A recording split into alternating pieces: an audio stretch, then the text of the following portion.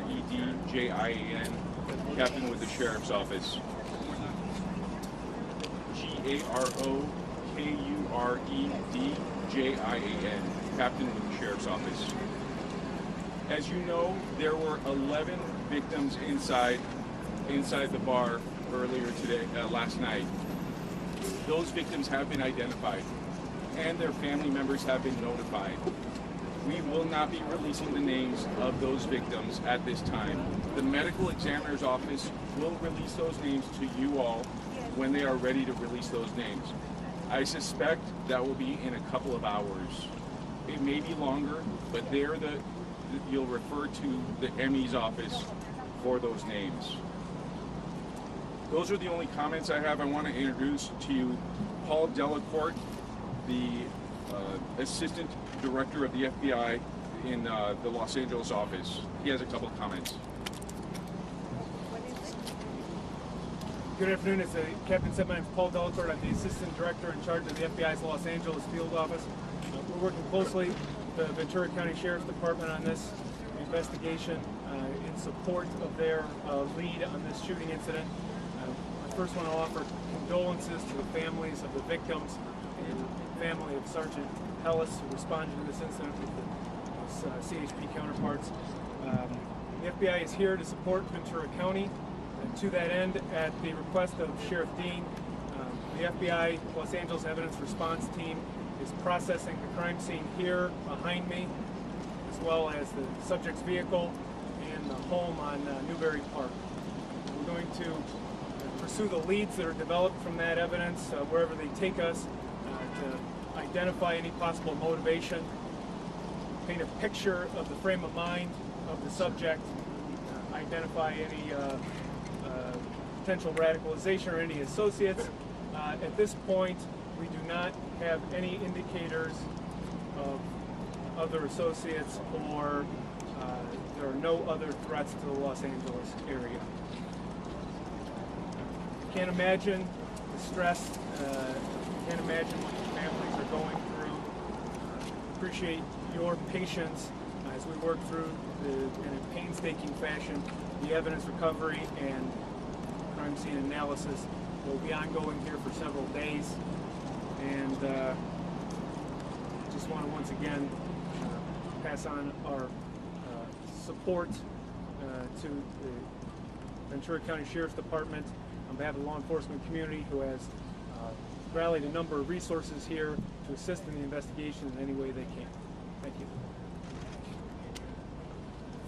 I'd like to introduce Congresswoman Julia Brownlee. Thank you, Sheriff.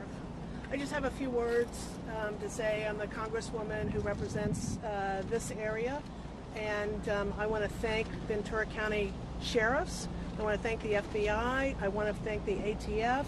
I want to thank law enforcement from so many counties in the surrounding area coming here to help us. I think the partnership has been extraordinary with the quickest response possible. And I just want this community to know that our hearts break. We are a community in mourning, and our thoughts and prayers are with the families who have lost loved ones. And we are here to support you and to help you in any way that we can. I'd now like to introduce Special Agent in charge of the Los Angeles ATF office, Bill McMullen. Good afternoon. My name is Bill McMullen. I'm the ATF Special Agent in charge of the Los Angeles Field Division. On behalf of the men and women of ATF, I'd also like to send our condolences to the victims and the family members who are trying to get through this tragedy together as they get through the healing process. I'd also like to recognize the leadership of Sheriff Dean and the entire Ventura County Sheriff's Department as they're going through the same emotions, but somehow finding the strength to bring together all the state, local, and federal agencies who responded here to work together as one team to make sure the public's safe. ATF agents responded immediately when this incident occurred last night. Throughout the night, have worked side by side with our state, local, and federal partners. We will continue to do that until this investigation is completed. at this point, I'll turn it over back to the Sheriff's Department for any questions. Thank you. If you have questions, we'll direct them to the right person up here and try to answer as many questions. Yeah.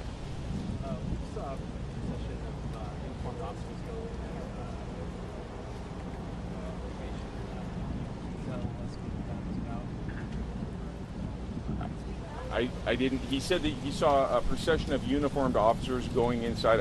I didn't see him. I don't know why they were going inside there. Sorry. What have you guys been able to find in the car? Anything out at all in the house? They're still processing the car. The evidence that they've obtained both in the car and the residence and inside.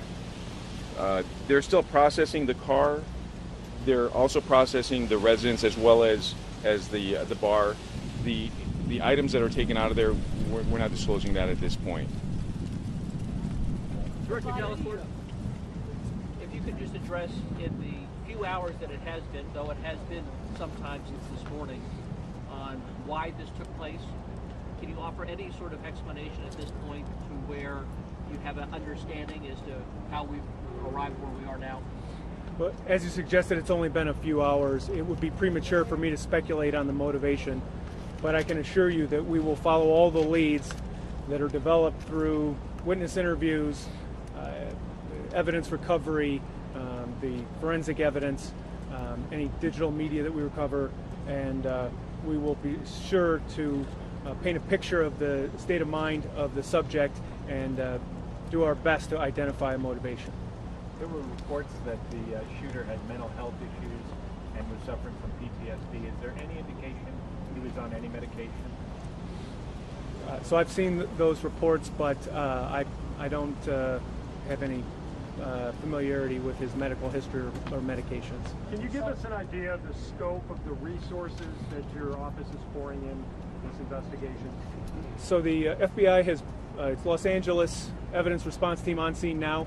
We're going to be supplemented by evidence response teams from other field offices around the country. The resources of the FBI laboratory are en route. We have victim specialists who are inbound as well to assist at the Family Assistance Center with the victims' families. We will pursue the digital trail and any other leads that we need to. We have the manpower to conduct as many leads as are necessary in coordination with the Ventura County Sheriff's Department investigation. Any technical resources that they request, we will look to supply. Sir, there's been a bit of conflict according to the press just about the chronology of every timeline of events. Can one of you all speak basically at this point what happened? Well, so the investigation is developing. It might be premature for me to talk about a specific timeline. I know we're working on the sequence of events as they occurred, but I don't want to get out in front of what the evidence in the investigation will show. Yeah, this morning the sheriff said it looked like he thought that the perpetrator shot himself. Is that something you can say definitely? Well, I don't think we can say anything definitely about the cause of death until the autopsy comes back. So at this point, our crime scene investigators are on the scene. They've had a closer look at the evidence, and we will look for developments in that regard. Who's in charge of the investigation? Ventura County Sheriff's Department, our federal partners and the FBI are here to support the sheriff. Can you guys talk a little bit about the weapon and all security cameras inside the magazine? outside that will help you in this investigation? I'm sorry, sir? Did he stop to reload? Can you talk about the magazine at all? Did you know anything specific about the weapon? It's been reported that there were high-capacity magazines, but again, as for the sequence of events, I think we're going to work down some of the leads to make sure that we bring that out to you. We're much more precise in our analysis. What happens next? Your investigators have spent some time at the family home. Have you been able to talk to his parents or any of the associates of the suspect? Have those information? In coordination with the Sheriff's Department, a number of interviews are going on, but I don't want to get in front of the Sheriff's Department investigation and speak to all the investigative avenues that are ongoing. Sir, what Sir. happens next? Are there any security cameras either inside or outside that can help you in this investigation or give you more than what you have now? So we're pursuing all the available leads, and of course we will be seeking any video surveillance that is in or around the premises. We'll also be seeking any video that was taken by witnesses that were inside the crime, inside the bar at the time of the crime.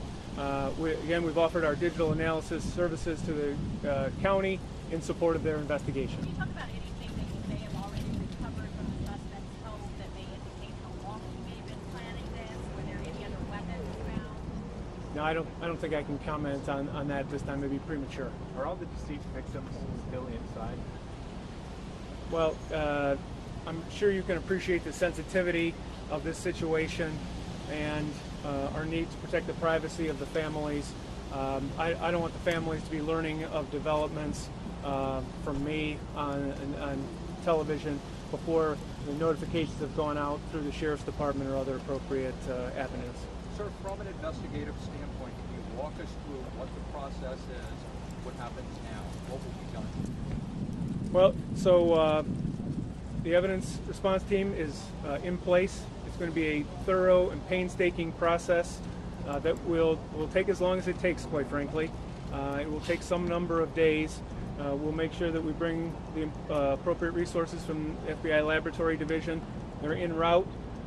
We will use all the resources that we can bring to bear, and we'll pursue the appropriate interviews, analyze the evidence recovered from the various scenes, look at the forensic evidence. Of course, once again, we're doing this all in coordination and in support of the Sheriff's Department investigation. We're bringing our technical resources to bear in support of their investigation. And I'll leave it to the captain to talk about the process of the investigative steps after that. Sure. Was a smoke grenade thrown? We know that for sure now.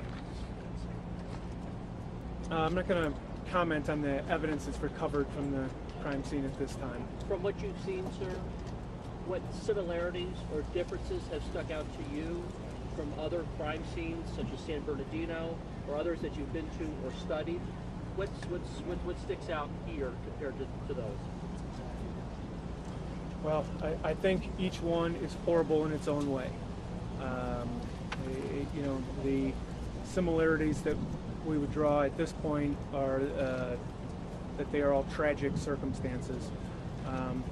From a law enforcement point of view, certainly we try to do some pattern analysis in order to get out in front of these type of threats, to be involved with our mental health community, to be involved with state and local partners, to reach out to private sector and the community to make sure that individuals that are at risk come to our attention. We're going to have one more question, and then we're going to have PIOs available for you individually, but we're going to have one more question, and then we're going to end this presser. Where will this area open up? Like, I have to defer to you, Captain, on that. when will this area open up?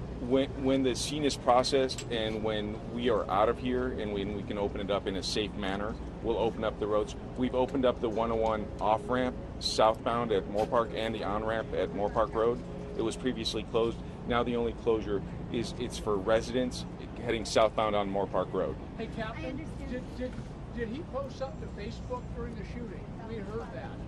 You know? I don't know that. I don't know that. I'm sure that's something that our investigators will be looking at. We're going to end this, but we're available individually. We got several PIOs over here to my right, your left.